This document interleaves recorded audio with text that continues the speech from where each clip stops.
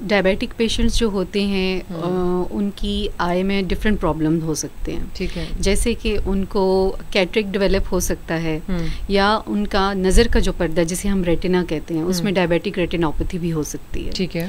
تو یہ ملٹیپل اس میں آنکھ کی بیماریاں ہو سکتی ہیں شوگر سے ریلیٹڈ. ٹھیک ہے. تو ان کے لیے ضروری ہے کہ یہ اپنے آپتھلمولوجسٹ کو دکھائیں اور پراپرلی چیک اپ کرائیں. شوگر کے پیشنٹس کو یہ جی بالکل, شوگر کے پیشنٹس کو ضروری ہے کہ وہ سال میں ایک دفعہ تو ضرور اپنے آپتھلمولوجسٹ کو پیچھے کے پردے کا چیک اپ کرائیں. اچھا. شوگر آنکھوں کو متاثر کر سکتی ہے لیکن اس صورت میں جب یہ کنٹرول نہ ہو.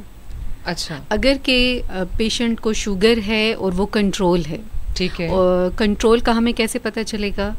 اس میں اپنے فزیشین کے پاس جائیں گے تو وہاں پر ایک ٹیسٹ ہوتا ہے جس کو ہم HbA1c کہتے ہیں.